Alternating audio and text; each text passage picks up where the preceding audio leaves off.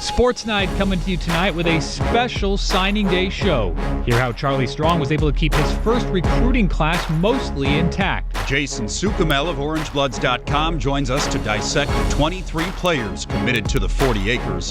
Hear who he thinks will make an immediate impact on campus. Texas State and Baylor both locked in their recruits. We'll head to Waco and San Marcos to hear what the coaches are saying about their 2014 classes. Plus, we couldn't forget about the high schools.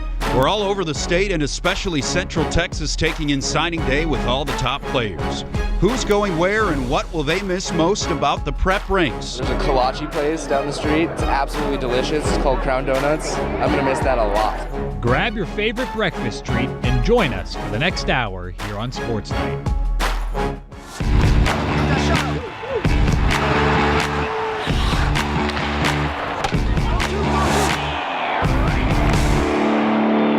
Hey, welcome into Sports Night. This is the signing day special. I'm Ricky Doyle. That is Mike Berman. We're going to be with you for the next 60 minutes. We got a lot of ground to cover, and I tell you what, I was never a good enough college athlete. Wait, let me back up. I was never a good enough athlete to be a college athlete. That's why I got you here, to tell me what it's like.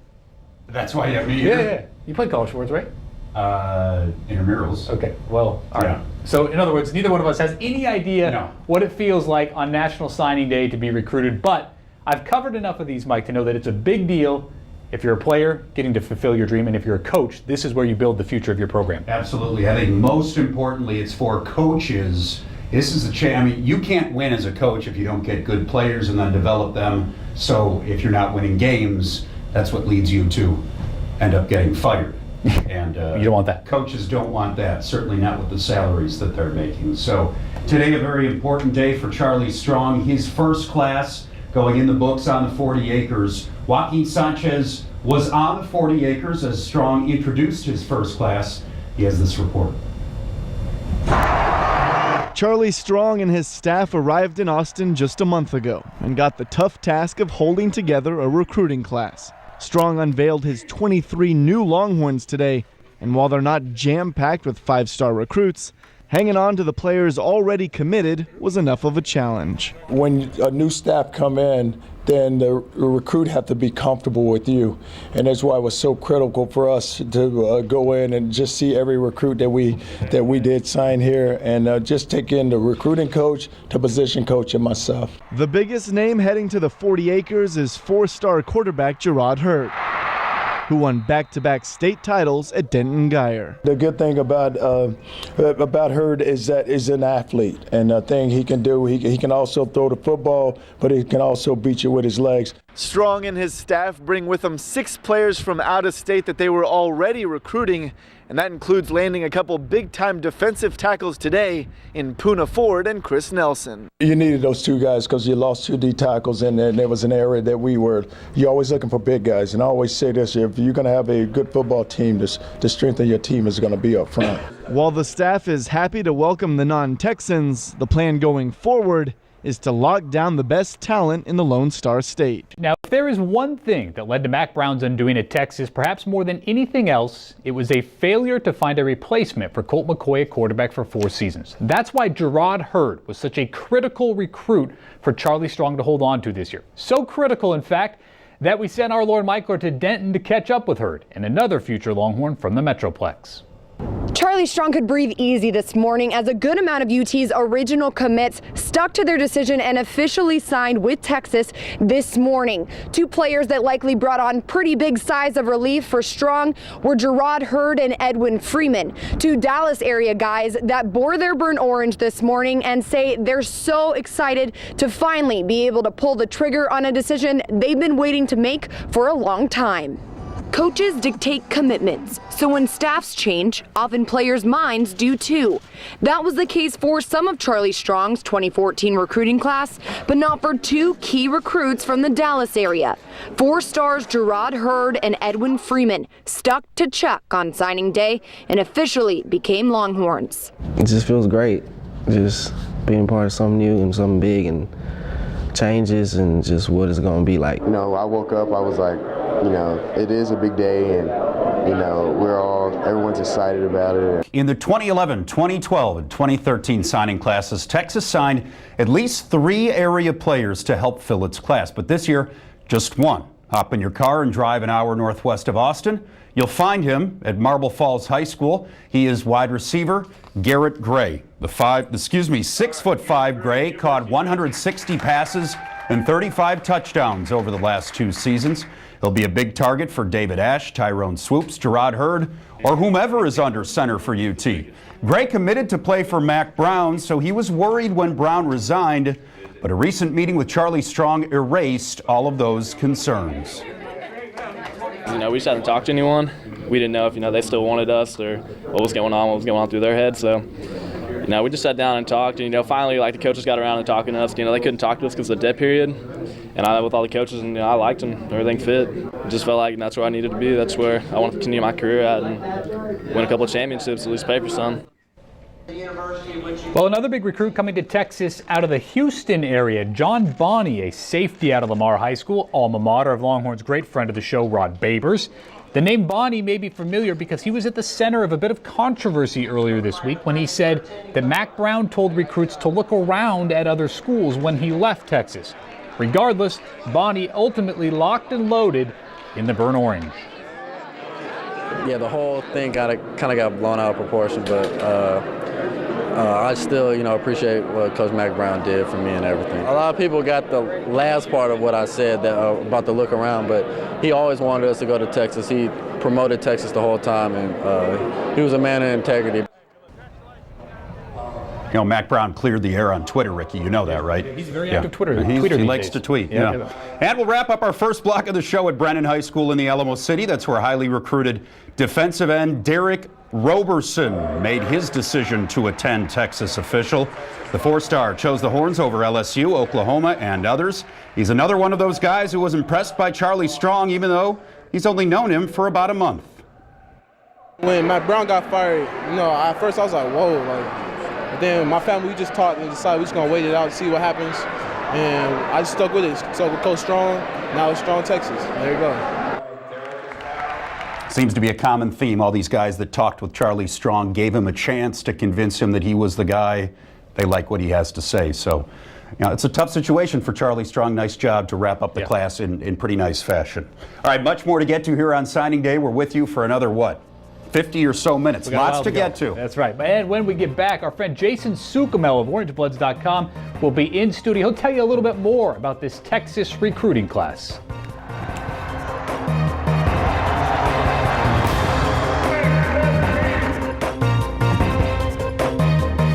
Let's bring in somebody who can better analyze Charlie Strong's first offering here at Texas. Jason Sukamel of OrangeBloods.com with us. Thanks for being here on, I know, what is a crazy day for you guys. It's a pleasure, guys. Thanks for having me. Yeah, sure. Jason, I know that Texas fans, there's been some hand-wringing, some nervous moments as a few players have jumped off ship, decommitted from Texas. The letters are in, the class is signed. Give us your overall opinion on how Charlie Strong did this year. I think they did well. It was a tough situation for them coming in. Like you mentioned, they came in late. They did have a couple guys peel off, a couple big commitments, and they lost 2 of them, 2 big ones to Texas A&M, so that's always tough for Longhorn fans to swallow. But you got to remember, this staff came in, they had really less than a month to come out and kind of hit the road and kind of track these guys down, get to know them, and try to lock those commitments in. So they were able to retain a lot of the commitments. They lost a few, but they were also able to go out of state, find some top targets. They identified a couple offensive linemen late that they were able to secure commitments from. I think they did a good job of filling their needs, retaining what they had. The numbers aren't big. It's not going to be the highest rated class, certainly, that we've seen from Texas that we're used to seeing maybe under Mack Brown. But I think they did a pretty good job, and I think it'll carry over well in the next year's class. A couple of guys that were committed to Charlie Strong at Louisville end up signing with Texas, Poona Ford and Chris Nelson, both defensive tackles. Important position in this recruiting class, considering last year's recruiting class had no defensive linemen, and you had some decommits at that spot earlier in the recruiting process this year. What do those guys bring to the table? Arguably the 2 of the biggest commitments of the class. You mentioned it, 0 D tackles last year. They had 3 committed this year, all 3 of them after the coaching change peeled off. So Texas was sitting with 0 defensive tackles again. Now they have a guy, Jake McMillan, who can play defensive end or defensive tackle. But so they're sitting there pretty thin at defensive tackle. What Texas did, what Charlie Strong and his staff did, they had known these guys from recruiting them at Louisville, so they go out, One of them's from Florida, one of them is from South Carolina. Did a great job. They brought them both in for visits. Good players. Both of them, I think, are high-ceiling players. Poona Ford, the guy from South Carolina, he had almost 300 tackles over his last 2 years as a defensive tackle. Incredible. His coach told me, and I haven't verified, his coach told me as a junior, he had the most tackles for loss of any defensive lineman in high school football in all of America. It's our signing day special. We're glad that you are along with us for the ride. Ricky Doyle and Mike Berman with you. Texas welcomed 23 new signees today. Texas State 4 better. 27 new guys going to play for Dennis Franchione beginning next year. Yeah, Mike, they signed a little bit smaller recruiting class last year, so they had a couple of extra scholarships to give this year, so that hence the class of 27. And we've heard Coach Fran talk about this. I mean, this is a process for Texas State. They're still ultimately transitioning to the FBS level. They loaded up with 9 JUCO players in their recruiting class this year who should be able to help immediately. But Fran talked about how his roster is getting closer and closer to where he wants it to be. There's no doubt our roster is closer today because of this class to being an FBS roster than it's ever been. Are we there completely yet? Not quite, maybe, but we're the closest we've been since I've been here, which is a great feeling on our part. Cats finished 6-6 last year. Let's see if some of these 27 guys can help them make their first bowl game next season. They probably need to finish 7-5 to make that happen. 4 straight bowl games, a pair of seasons with 10+ wins, a Big 12 championship, first-round NFL picks. There's no secret to the formula that's allowed Baylor to achieve never-before-seen heights. It's really good players. Art Briles added another crop of them today, signing the nation's 34th ranked recruiting class, according to Rivals. And stop me if you've heard this before. The Bears again loaded up at receiver, including K.D. Cannon from Mount Pleasant, the 6th ranked receiver in the entire country. I don't know what the rankings have said. I hadn't looked or anything, but if there is a better receiver class in America, then somebody's, speak with forked tongue. Because there's not. There's not 4 receivers better than who we signed. They're just not out there. Going back a few years, you've got Josh Gordon, you've got Kendall Wright, you've got Terrence Williams. I mean, the track record is the track good. record's there. I mean, you're confident if you're a wide receiver that whoever the heck's playing quarterback for Art Briles, he's going to be able to get you the ball. Right, and obviously we saw more receivers have success this year in the Baylor offense. Indeed. So if you're an offensive skill guy, you certainly like what you're seeing from Baylor. I mean, look, number 4 ranked class in the Big 12 Conference. A couple of years ago, that would have been unheard of for Baylor. And, recruiting's a funny thing. Baylor had a great year this year. That may not ultimately pay off till next year's recruiting class, Mike, because so many decisions were already made for this class. So we're going to begin our trek around Central Texas at Manor High School, where a trio of Mustangs put pen to paper and made their college decisions official. We will begin with Datron Guyton. He's headed to Oregon State. Marcus Hudson on his way to Arkansas State, and Tyrone Owens. He'll play for Bob Davie at New Mexico. All 3 of these guys had different yet important reasons for choosing their next school.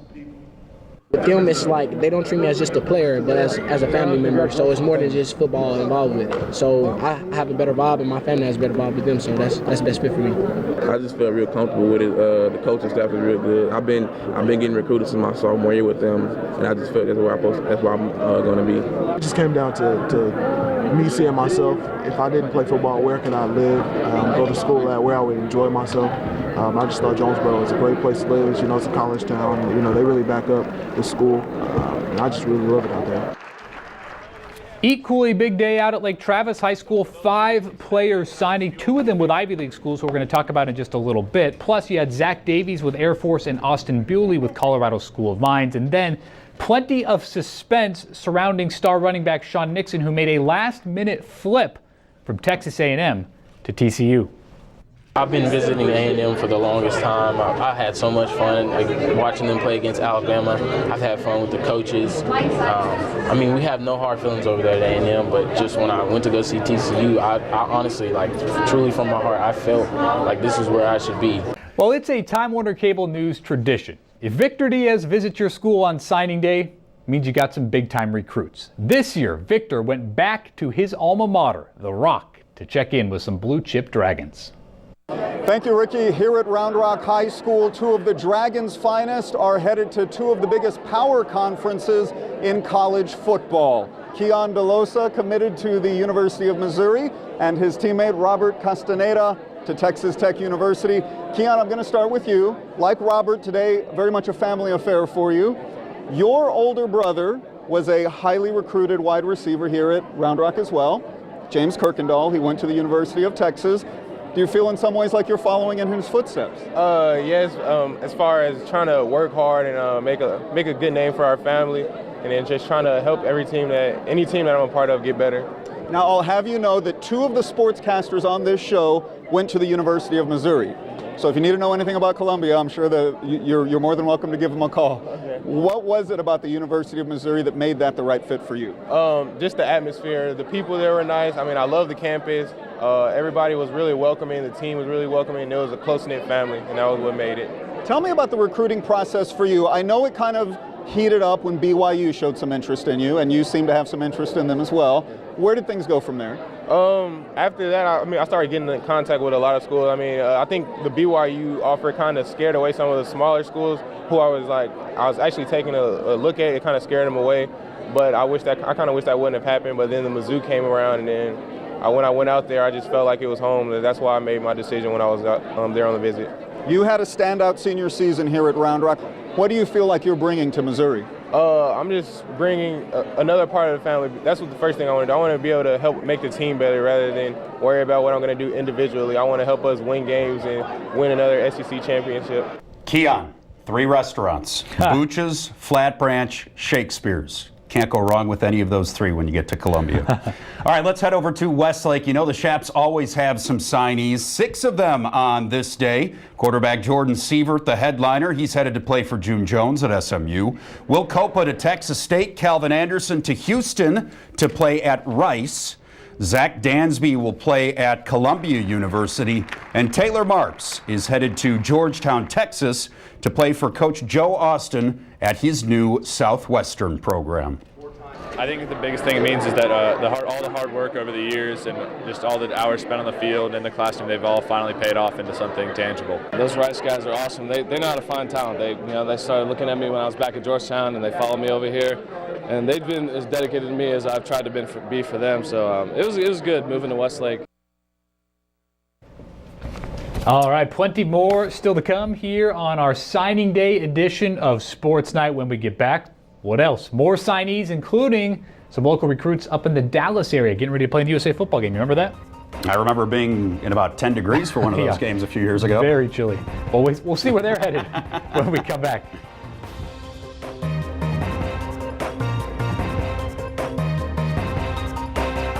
Well, another big reason for Hendrickson's success over the past few years was the play of their stellar cornerback Chance Waz. Joaquin Sanchez caught up with the Baylor commit on Wednesday. Thank you very much, guys. Chance Waz, Hendrickson, defensive back. He is headed to Baylor. Fantastic moment for you, right? Tell us what today is like for a guy like yourself who signs. Today is very exciting for me. I'm very astonished to be in the position I am right now, and it's truly a blessing to be part of Baylor Bears. You had a fun recruitment because you started, when we first heard about you, you started at Colorado, then you went to Nebraska. One of your buddies, Trey Mosley, who we had a couple weeks ago, he's at Nebraska, thought maybe you guys were going to be together. You end up with Baylor. Why the Bears? It's just close to home. I'm closer to family, and what they're doing right now after winning a Big 12 championship and with the new stadium and the new nutrition place that they have, it's something to be a part of. The comedy routine continues. Go ahead. That was intentional. Look, we're as excited as Texas fans are to see Gerard Hurd on campus. That's why we brought you his interview a little bit early. So without further ado, here's Lauren Michler with Gerard Hurd. Thank you, Ricky and Mike. I'm joined now by the pride and joy of the Texas Longhorns 2014 recruiting class. Gerard Hurd up here at Geyer High School finally can say he's officially a Longhorn. Yep. This is done. You're done with all this business since August of 2012. How does it feel to just like have it off your back? It feels great. You know, I'm loving it, and it's exciting right now. You know, just can't wait to get it up there and get done with. I mean, it was so long ago, almost more than a year and a half ago. Do you remember what that day was like when you decided to make that decision and why you decided to commit to Texas when you did? It was a very exciting day. I remember, you know, pretty much every moment of it. It was just, you know, just the fact that, you know, the offer was there and I knew where I wanted to go, and I just did the commitment early. So, you know, I'm very excited about that, and I love every minute of it. A lot has changed since then. Yeah. The coaches are totally different. A lot of the players are different. A lot of kids in your recruiting class are different. Why didn't you change your mind when so many other things about Texas changed? I felt like Texas was going to bring someone in that was going to be, you know, just as good as Mac Brown and what he has accomplished there. So, you know, I was fully confident in him and just felt like I need to stick it out and see what happens. And a lot of went into that decision, I guess, when you heard the news and everything. Did it cross your mind maybe I should look around and make sure that this is the right thing just because it wasn't what you originally committed to? Yeah, definitely. You know, I definitely just kept my eyes open, but I knew I pretty much wanted to go, and you know, during that whole time of, you know, that transition made, I just stuck with my coaches and stuck with my family, and, you know, and they keep me updated on everything. So I was pretty informed on how everything was going and just fell through it. Well, something you don't see every year here in the Austin area, sending 4 football players to Ivy League schools. Hagan Patterson from Lake Travis and Zach Dansby from Westlake are off to Columbia. And LT's Luke Hutton and Austin High's Daniel Layden are Harvard bound. Columbia was just the perfect fit for me. I love the coaches there and the atmosphere. It's a place rich with history. I want to be part of a team that can turn a program around and have that legacy. And like you said, it's a top school, and it's in New York City. All of those things together make it the perfect choice for me, I think. I would like to go work maybe on Wall Street one day, and I feel like that would help me achieve my goal and can make connections that one day will mean something. I mean, it really was an easy decision. It's the best university in the whole world, and so that it made it a no-brainer. It's just you can't pass up an opportunity like that. Mike, I can safely say that is the first time I have ever run a soundbite on a signing day show where a recruit talked about getting a job on Wall Street. Right? Yeah, I would imagine. Yeah. I would say this: start the countdown clock 4 years until those guys are kicking our butts in the income column. Yeah, they're going right? to do well in their life, Yeah. I think. Yeah. There's a reason that those guys got into Ivy League schools. It's because they're smart dudes. You know who else was smart? Samuel Bain. He invented the fax machine. These days, it's mostly obsolete, but on signing day, oh no, it's the most important piece of technology on planet Earth.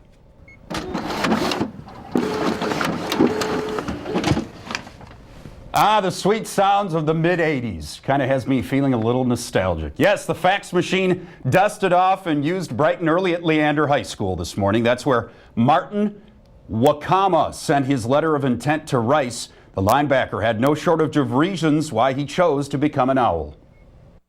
Number one, I think that was the best offer that I had in Texas. You know, number two, their education, and number three, you know, they won football games. You know, they became very good this year, and you know, sought a lot of people. So hopefully we can keep that going the following year.